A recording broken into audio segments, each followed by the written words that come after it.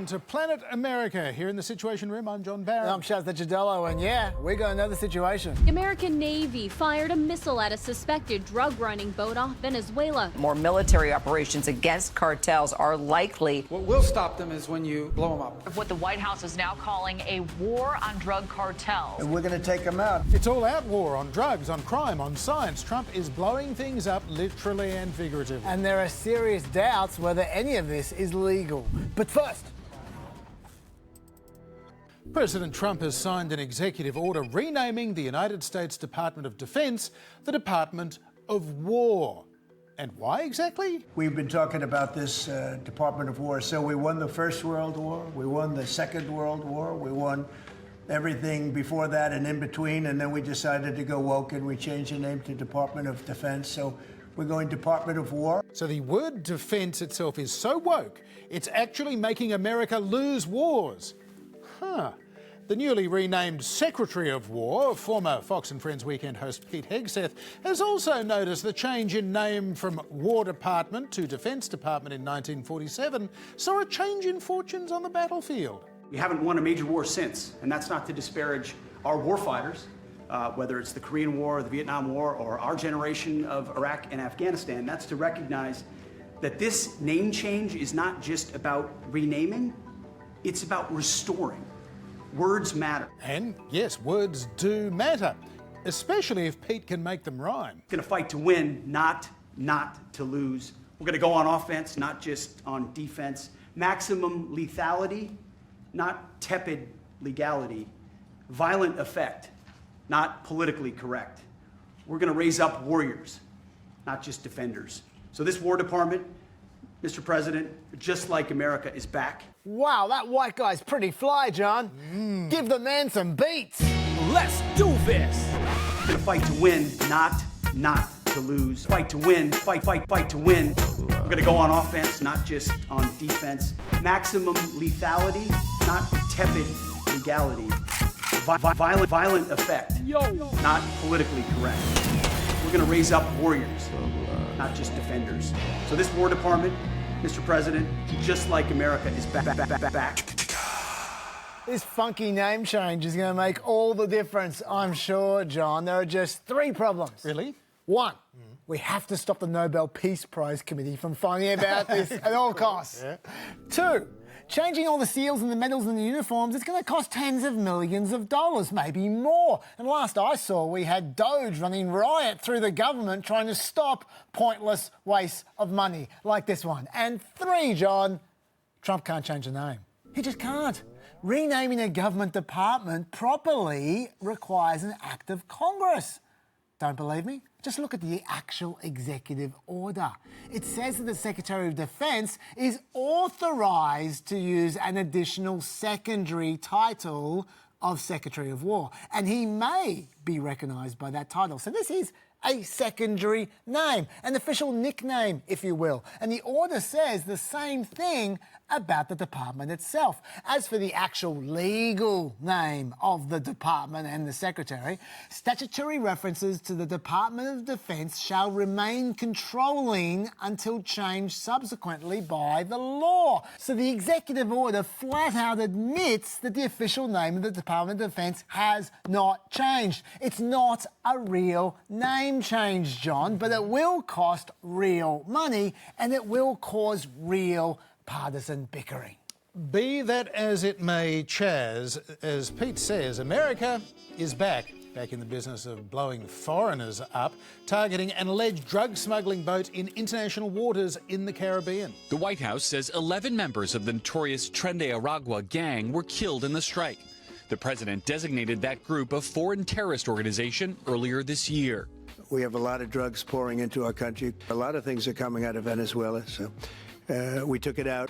And take it out they did. Trump posted this video describing the drug traffickers as terrorists heading to the United States. The Trump administration has not provided any evidence to back that up, although they may have plenty. There was no trial. They didn't try and stop them or seize the drugs. They simply blew them up. Secretary of State Marco Rubio says that was the president's call, and he warned there's more where that came from too. Instead of interdicting it on the president's orders, he blew it up. And it'll happen again. Maybe it's happening right now. I don't know. But the point is, the President of the United States is going to wage war on narco-terrorist organizations. This one was operating in international waters, headed towards the United States to flood our country with poison. And under President Trump, those days are over. Just last month, the New York Times reported that Trump had secretly signed a directive to the Pentagon to begin using military force against certain Latin American drug cartels. And that order provides an official basis for the possibility of direct military operations on sea and on foreign soil against cartels. And this is something that Trump has been wanting to do for a while. But Mark Esper, the Trump first-term defence secretary, says that he informed the president at the time it would be illegal. The president pulls me aside on at least a couple occasions and suggests that maybe we have the U.S. military shoot missiles into Mexico. But I had to explain to him, we can't do that. It would violate international law. It would be terrible for our neighbors to the south. It would impact us in so many ways. Why don't we do this instead? And of course, the law hasn't changed since then, but no such pushback from war-fighting warrior war secretary Pete Hegseth, it seems. The legal questions are still there, Chaz. Oh, yeah, they remain all right, John. This is how J.D. Vance justified the airstrike. What legal authority were you guys working under? I mean, the legal authority, and I want to talk about these kids, is that there are people who are bringing literal terrorists who are bringing deadly drugs into our country, and the President of the United States ran on a promise of stopping this poison from coming into our country. Of course, you can stop the drugs coming into the country without murdering everyone. You just stop the boat. But, as Vance says, these were alleged terrorists. Back in February, Trump designated 8 drug trafficking organisations, including this one, Trainwreck, as foreign terrorist organisations. Although apparently that designation doesn't actually provide legal authority for the use of force. Hang on, it doesn't? How about all those terrorists that Obama smoked with drones?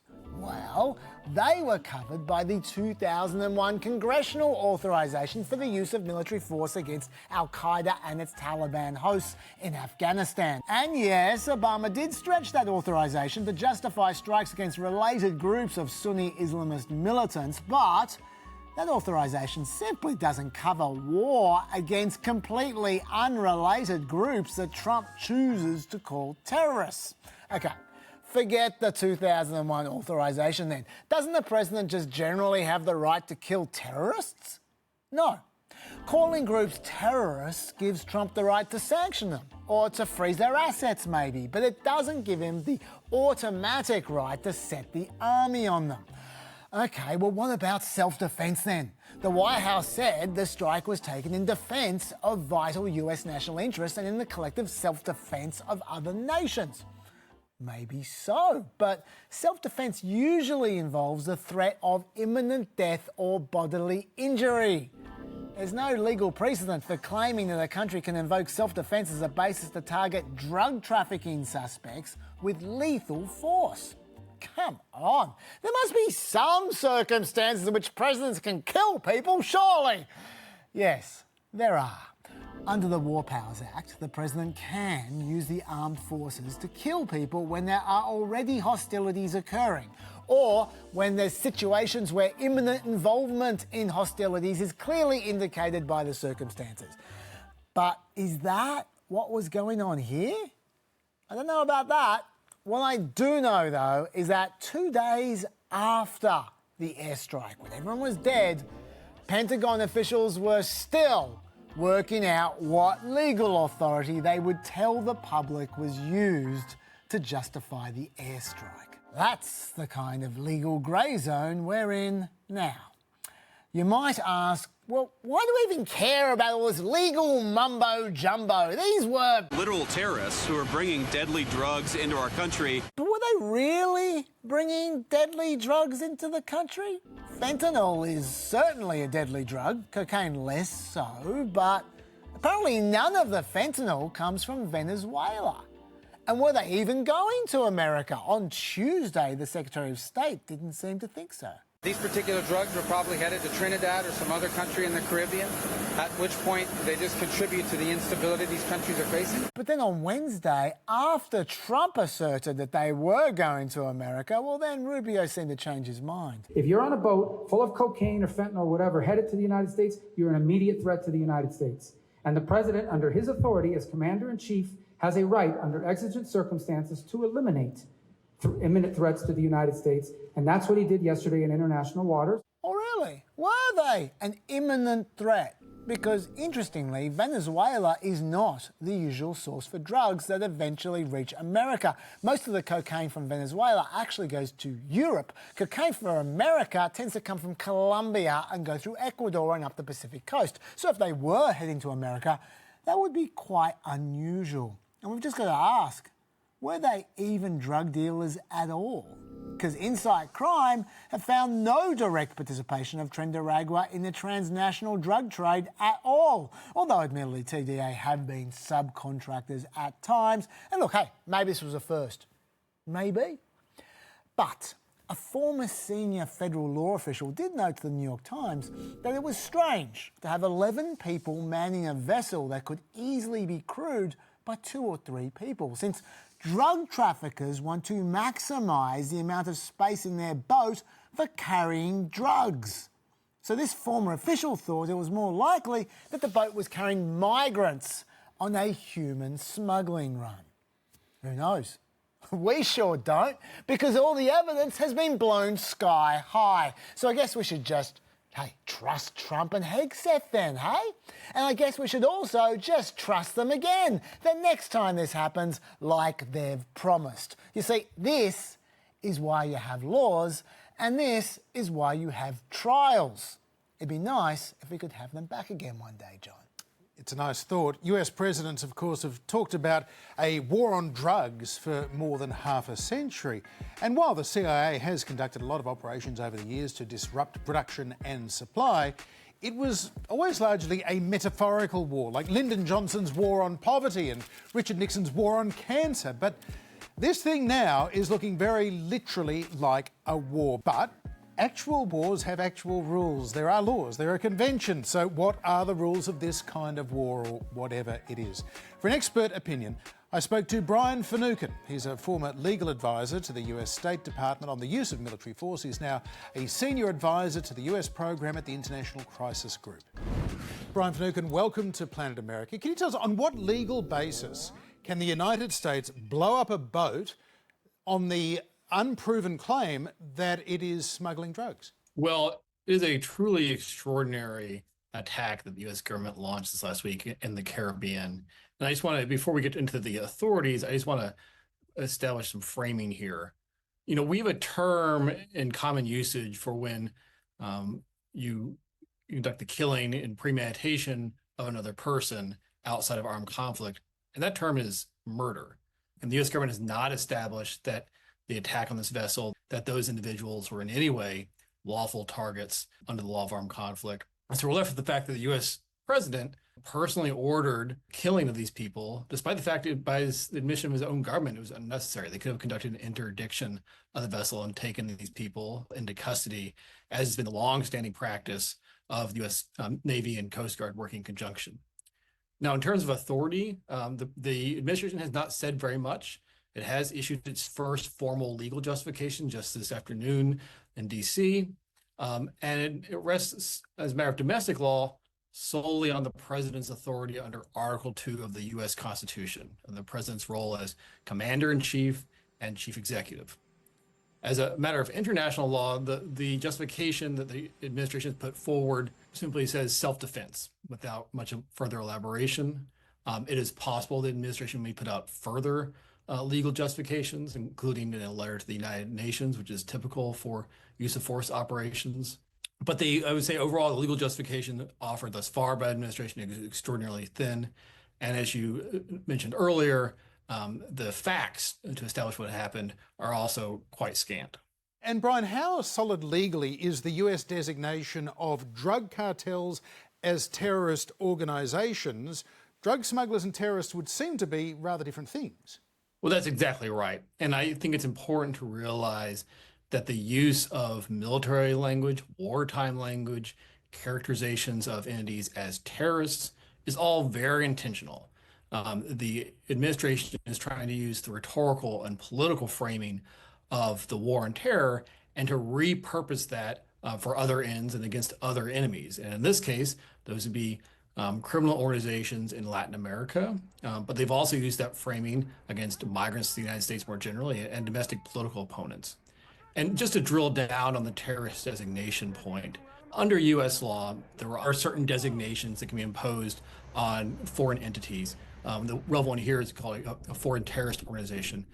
And those carry with them legal consequences in the United States, so visa sanctions, financial sanctions, and also criminal penalties if a person provides material support to a designated entity, okay? So that's what legally flows from foreign terrorist designation. It is not the case that any such designation provides a basis for the use of military force, does not provide any authority under U.S. law for such action, nor does any such designation magically transform a criminal gang into an actual terrorist organization, much less an organized armed group with which the United States could be in an armed conflict. And nor does such designation transform the members of any such group into lawful military targets. So I think it's the framing is quite intentional to call these groups terrorists, to invoke the language of counterterrorism, the tools of counterterrorism, but it in no way, shape, or form does it necessarily follow that the actual legal authorities that might be unlocked by that language, do these follow? And Brian, how does the use of these powers, as questionable as they are, relate to the Trump administration's employment of things like the Alien Enemies Act to jail and deport illegal immigrants from the United States? It's of a piece of that. It's of a piece of broader use of wartime and military authorities, tools, and frankly, theater against perceived opponents or enemies of this government. And so with respect to the Alien Enemies Act, that is a wartime authority last deployed during the Second World War, and it's used to detain or deport the citizens of countries with which the country is at war with, or countries that have invaded the United States. And for the first time ever, the U.S. government tried to apply it to a criminal group, in this case, Tren de Aragua, potentially the same group that was targeted this past week. And that has faced major challenges in the courts, with many of them finding that it was inappropriate use of that authority. And it's worth remembering that the Trump administration used that authority back in March to summarily deport, rendition, frankly, hundreds of Venezuelan men to a terrible prison in El Salvador. So yes, this is all part of a broader scheme of a misuse of these wartime tools against perceived enemies. Brian Finucane, thank you for being with us on Planet America. My pleasure. Thank you. Under fire, Health and Human Services Secretary Robert Kennedy Jr. has appeared before the powerful Senate Finance Committee following the sudden sacking of the head of the Centers for Disease Control, Susan Menares. She says that she was dismissed barely a month after being confirmed by the Senate because she refused to rubber stamp Kennedy's new limits on access to vaccines. Although Kennedy has a different and slightly odd version of events. I told her that she had to resign because I asked her, are you a trustworthy person? And she said no. So if you had an employee who told you they weren't trustworthy, would you ask them to resign, Senator? Sorry, can we just zoom in on Bernie Sanders' reaction there? I think he says a lot. I told her that she had to resign because I asked her, are you a trustworthy person? And she said no. So if you had an employee who told you they weren't trustworthy, would you ask them to resign, Senator? I totally agree, Bernie. Well, Democratic Senator Elizabeth Warren summed it all up this way. And it looks like she didn't bend the knee, so you fired her. Look, you're putting America's babies' health at risk, America's seniors' health at risk, all Americans' health at risk, and you should resign. And as Kennedy huffed and groaned into his microphone like an obscene phone caller, another Democrat, Maria Cantwell, condemned his scrapping of $500 million in research grants for mRNA vaccines. The mRNA technology is about continuing the research to be ready for the next flu, influenza, the next pandemic, and you have to do the research. I'm happy to have a detailed discussion with you about it. You're so wrong on your facts. You're interrupting me, and sir, you're a charlatan. That's what you are. Throughout this contentious hearing, Kennedy repeatedly denied he was making it harder for Americans to get vaccinated, but he's providing lots of reasons for them not to, casting unscientific doubts on vaccine safety and making changes that can require prescriptions and out-of-pocket costs in the hundreds of dollars. Meanwhile, down in Florida, they have formed a Kennedy-style Make America Healthy Again commission, and that state's Surgeon General had this announcement. The Florida Department of Health, in partnership with the governor, is going to be working to end all vaccine mandates in Florida law. All of them. All of them. Well, the hand-selected crowd loved that, but this includes vaccines that are mandated for children attending school, including polio, chickenpox, diphtheria, tetanus pertussis, measles, mumps and rubella as well, although in some cases that will require a change to state laws as well. Doctors fear this will see a return of deadly and debilitating diseases once thought eradicated, like polio, and the loss of herd immunity for all kids.